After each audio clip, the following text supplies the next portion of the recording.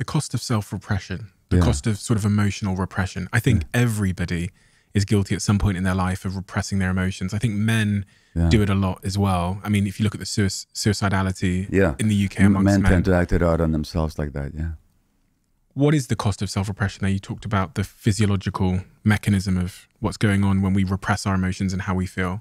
It's been well studied, not just by me, but others, and documented, that repression of healthy anger disturbs the immune system. Now, why should that be the case? Now, healthy anger is simply when somebody is intruding on your space and they won't desist. You say, "You're in my space, get out." That's healthy anger. It's in the moment. When it's done its job, it's finished with. It's different from chronic rage, which is a whole other thing. No, in other words, anger is a boundary defense. That's all it is. Animals do it. Get out of my space. Now, the emotional system in general has the job, the human emotional system in general has the role of allowing in what is nurturing and loving and healthy and welcome, and to keep out what isn't. That's the job of the emotional system. Let me ask you a trick question. What's the job of the immune system? Okay, I'll answer. Is to keep out what is unhealthy and unwelcome and toxic, and to let in what is nurturing and healthy. So the immune system is it's been called a floating brain. It is memory, it is reactive capacity. And it allows in nutriments and vitamins and healthy bacteria, and keeps out and destroys what isn't, toxins and unhealthy invading organisms and so on. In other words, the immune system and the emotional system have exactly the same role. That's the first point. The second point is they're not separate systems. Physiologically speaking, the emotional system, the nervous system, hormonal apparatus, and the immune system are all one system. And there's a whole new science, when I say new, 60, 70, 80 years old, called psychoneuroimmunology, that studies the unity. So it's not even that all these things are connected, they're one. So therefore, when you're suppressing one aspect of it, you're also suppressing the other. So people that repress healthy anger, they have diminished immune activity. And this has been demonstrated. So the repression of emotions has a physiological function. And when you repress your immune system, you're more likely to have that immune system turn against you or to fail you when it comes to malignancy. The immune system, like you and I have cancer cells in our bodies probably every day because nature makes mistakes. That's not a problem. The immune system recognizes them as cancer cells don't have on their surfaces markers that our normal cells do. So the immune system says, this is a foreigner, it's an enemy, I'm going to destroy it.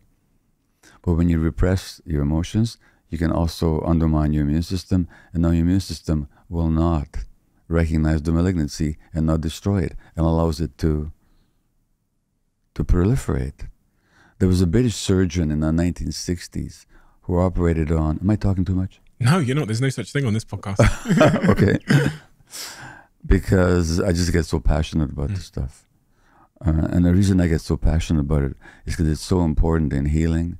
And we as physicians could do so much more for people if we understood these scientific facts, but we don't as a profession. Anyway, there's a British thoracic surgeon called David Kisson in the 1960s who noticed what I noticed in my practice, that people emotionally repressed are more likely to get lung cancer. Now, it's true that most people who get lung cancers are smokers, but out of 100 smokers, only about 10 or 15 get lung cancer, which doesn't mean that smoking isn't the major contributor to lung cancer. It is. But he found that it was those of his patients that were emotionally repressed that were likely to get the lung cancer as a result of the smoking. And the more repressed they were, the less smoking they had to do in order to get lung cancer. This guy noticed this in the 1960s. So emotional repression has huge implications physiologically. And emotional repression is one of the impacts of childhood trauma. Why? The child is born with some fundamental needs. One of them, as I've articulated earlier, is for attachment, for closeness, proximity, unconditional loving acceptance by caring adults. Not just a human child. All mammalian children have that need. Without that, they don't survive. So that's called attachment. The seeking of closeness and proximity for the purpose of being taken care of or to take care of the other. And our brains are wired for attachment. We have circuits in our brain dedicated to the attachment relationships. And that's so important all through our lives, but especially when we're infants and young children. Now, but we have another need.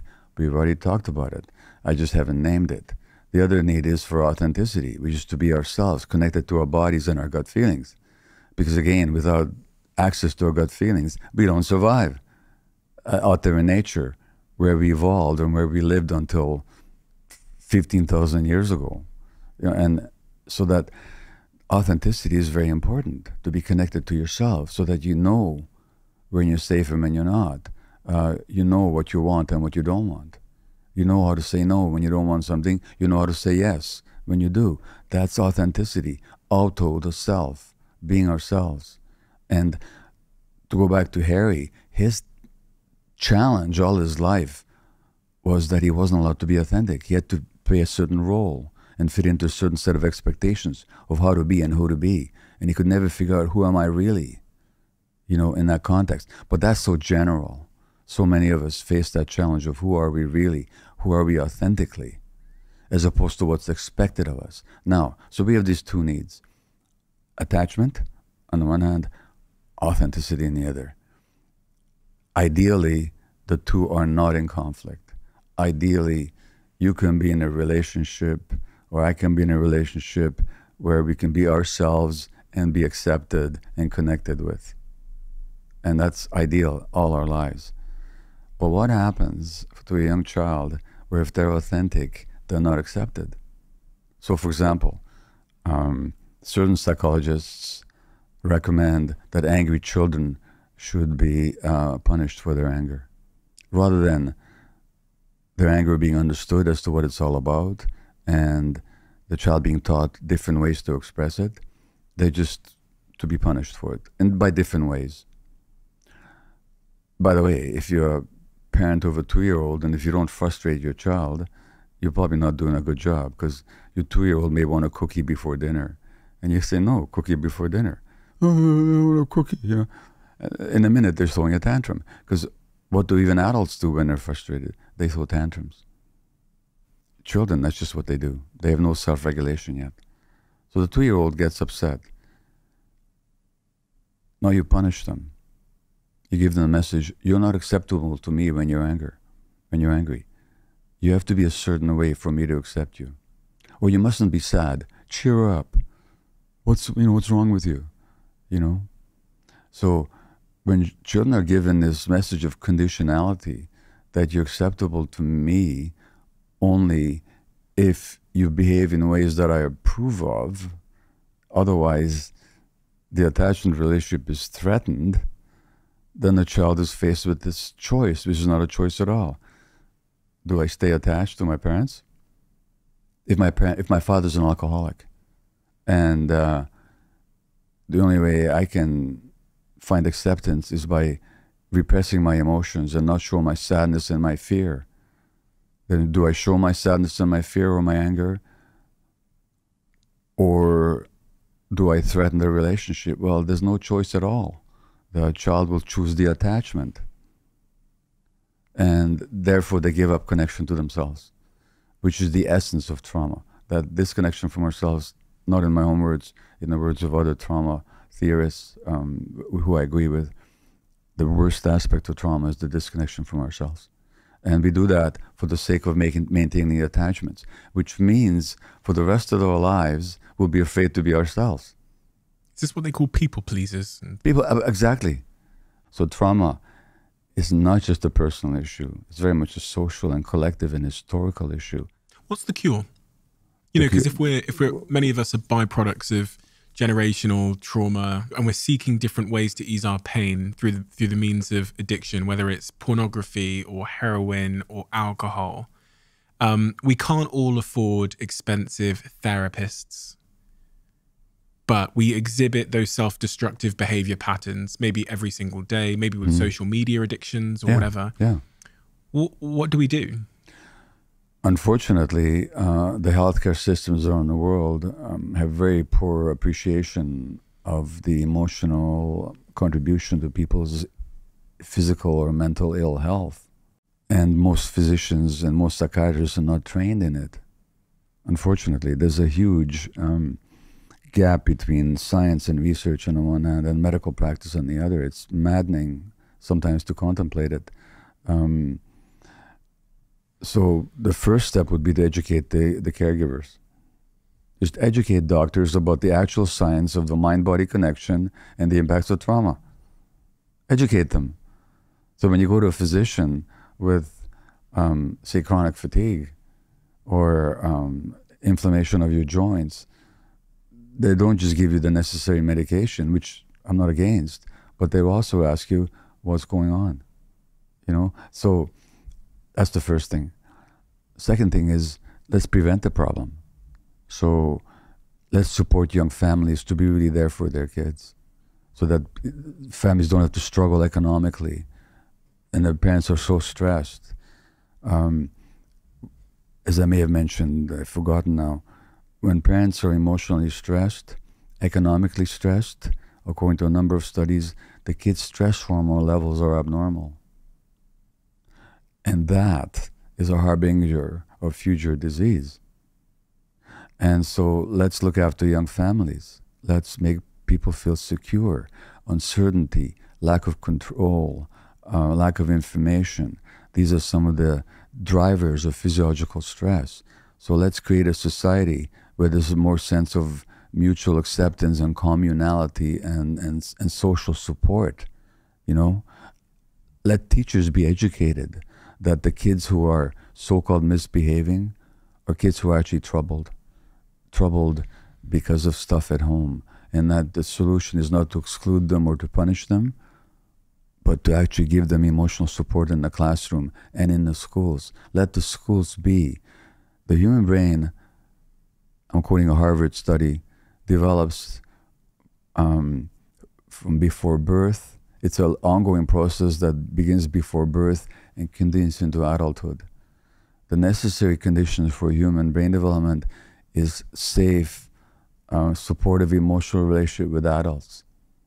Let everybody who deals with children, from social workers to teachers to daycare workers to kindergarten supervisors to parents, understand the emotional needs of kids and provide that safety. Let the justice system, so-called, about which there's very little just. In Canada, 50% of the women in jail are Indigenous. They make up 6% of the population. 50% of the jail population. You call that justice? You take the most traumatized people who then act out their traumas and then you punish them for it. So let the medical system, let the educational system, let the legal system understand child development and trauma. Now, in terms of the adult, to answer your question more specifically, so there's a social answer, but then there's the individual answer. Yeah, a lot of people can't afford good therapy, it's true. It's expensive, and even there's a lot of people who get therapy but not getting appropriate therapy. Well, if you can't afford therapy, go to the library, read some books. My own, but not just my own. I could rattle off 5 other books you should read.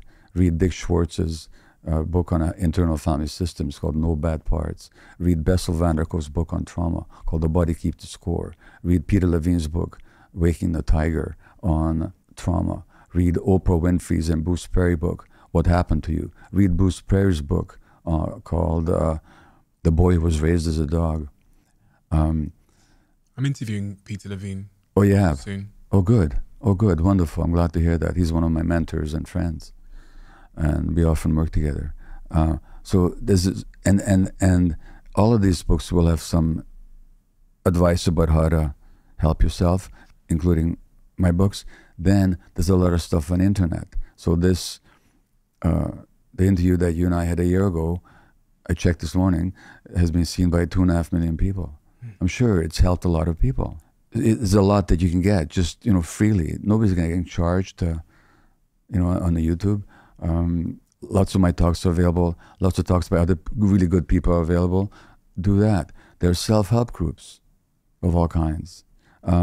Is there a risk here? This is what the one side of the narrative sometimes argue, that you can kind of over-traumatize your life in terms of over-labeling everything that you do as a trauma. So, and I mean, that always happens, right? When people become aware of something, they become over-aware and they start over-labeling and saying, that's a trauma response, that's a trauma response, that's a trauma response. And they kind of live with a feeling that they are inherently broken. Yeah, but my point is that nobody's broken. Actually, I talked about our first nature. That's always there. When people recover, it's an interesting word, recovery. What does it mean to recover? When you recover something, what are you doing? Going back to... You're finding it. Oh yeah, I'm sure, yeah. That's the definition of the word, isn't it? What do people find when they recover? They find their true selves. That's what they'll tell you. That true self never went away. Nobody's damaged goods. Nobody's broken. To talk about trauma is not to disempower people, but to empower them. If I learn that my response to the British media and the Harry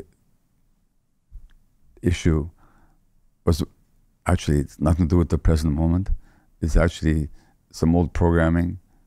Oh, okay, now I can drop it. Are you glad it happened? I'm glad that everything happened, because everything is learning. Nothing in this life is wasted if you know how to use it properly.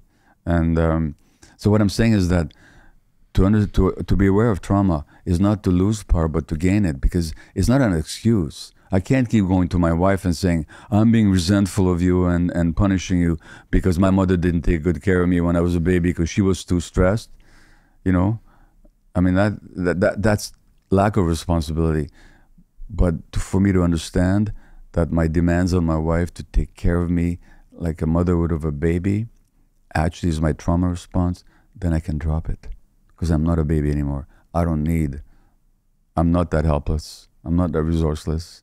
I'm not that ungrounded. So that when you recognize trauma, it's not in order to use it as an excuse, but to actually to overcome it. That's the whole point. If you love the Diary of a CEO brand and you watch this channel, please do me a huge favor. Become part of the 15% of the viewers on this channel that have hit the subscribe button. It helps us tremendously, and the bigger the channel gets, the bigger the guests.